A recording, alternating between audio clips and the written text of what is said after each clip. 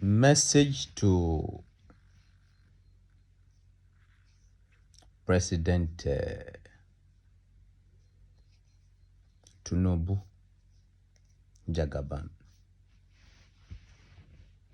lórí ọ̀rọ̀ Aláàfin Ọ̀yọ́ àti Ọọ̀ni of Ifẹ̀. Mo ẹsẹ̀ mọ reason tẹ́ fi jẹ president ni. Ṣùgbọ́n ó ṣeé ṣe kẹ́yin má mọ̀, bọ̀ máa sọ fún yín. Torí tí ọmọ Yorùbá lọ́lọ́run ṣe fi yín jẹ president o. Ó pẹ́ tí Yorùbá ti wà nínú èdè àìyedè. Ṣùgbọ́n Ọlọ́run fẹ́ lò yín láti yanjú èdè àìyedè tó wà nílẹ̀ Yorùbá. President Tinubu, tí ẹ ò bá jẹ́ iṣẹ́ yìí kẹ́ tó kó lórí oyè, ó léwu fún gbèsè ayé yín púpọ̀. Ọba Solomon ọba àgbáyé ló ń sọ̀rọ̀. Kí ni iṣẹ́ tí a rán yín? Kí ni ìdí tẹ́ fi jẹ president? Ẹ gbọ́ mi dáadáa. Tí ẹ bá wo nǹkan tó ń ṣẹlẹ̀ ní fídíò tó ń jà rìnrìn, Ọọ̀ni of Ifẹ̀ dé. Ó kí ọba Ògbómọ̀ṣọ́ àti ọba ìlú kan. Ó dé ọ̀dọ̀ Aláàfin Ọ̀yọ́. Aláàfin Ọ̀yọ́ jókòó. Ọọ̀ni of Ifẹ̀ wà lórí ìdìde dúró. Ọ̀rọ̀ ni, èdìdì ni fún àwọn olóyè àti ọlọ́gbọ́n. President Tinubu, kó tó di pé ẹ máa bọ́ilẹ̀ lórí oyè,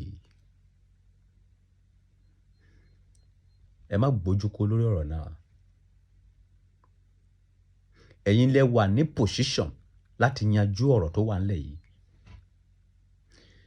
Tó bá jẹ́ wípé Ọọ̀ni of Ifẹ̀ òun ló lórí gbogbo aládé ilẹ̀ Yorùbá, ẹ fún ní sàfítíkẹ́ẹ̀tì olórí gbogbo aládé kí gbogbo àwọn ọba tó kù kó mọ̀. Tó bá jẹ́ pé Aláàfin Ọ̀yọ́ òun ló lórí ọba ilẹ̀ gbogbo Yorùbá, ẹ fún ní sàfítíkẹ́ẹ̀tì kẹ́ jẹ́ kí gbogbo ilẹ̀ ọba ilẹ̀ Yorùbá kó mọ̀. Tí ẹ ò bá jẹ́ iṣẹ́ yìí kẹ́ tó parí iṣẹ́ yín, a máa bèrè lọ́wọ́ yín. President Tinubu, ọba Solomon ló ń sọ̀rọ̀. Ẹ gbọ́dọ̀ rí wípé ẹ parí iṣẹ́ yìí o. Ẹ gbọ́dọ̀ rí pé ẹ jẹ́ iṣẹ́ yìí kẹ́ tó lọ.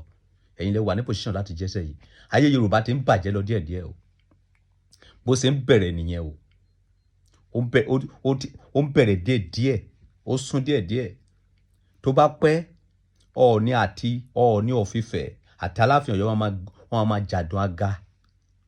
Tó bá pẹ́, ọmọ Ọ̀yọ́, ọmọ Ifẹ̀ wọ́n bẹ̀rẹ̀ sí ń kọjú ìjà ti ara wọn. Kó tó di pé ó máa di bẹ́ẹ̀, kó tó di pé ìjà máa happen láàrin gbogbo ilẹ̀ Yorùbá. President Tinubu, ẹ wá kàn sí sọ̀rọ̀ yìí o. Kì í ṣe ní bòókẹ́lẹ́.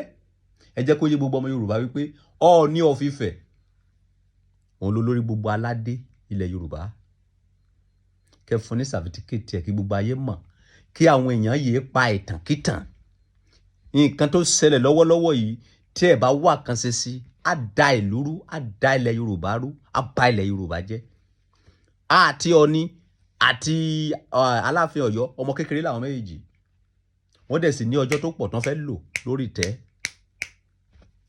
Ẹ parí iṣẹ́ yìí kó tó di pé máa parí tẹ́nà yín o.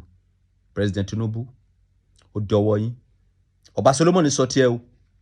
Ó lọ. Tẹ́ bá ṣiṣẹ́ lé, ẹ máa rántí mi lọ́la. Gbogbo àti ẹ̀yin àti gbogbo ọmọ Yorùbá. Tí ẹ ò bá tún ṣiṣẹ́ lé, ẹ máa rántí mi. Ẹ má fọ̀pá pọ̀lọpọ̀lọ péjọ. Kọ́rọ̀ ẹ má bá ṣe kíni, kọ́ má bá láró nínú. Ó sún lọ díẹ̀díẹ̀ o. Kó tó di pé ó máa dogun, ó máa dìjà, ó máa di wàhálà. Tinubu, wá kàn sí sọ̀rọ̀ yìí o. Ire o. Ọba àgbáyé ti tún sọ tí ọdún tún lọ nìyẹn o. God bless Nigeria. God bless Tinubu. God bless all Yorubas. Thank you very much.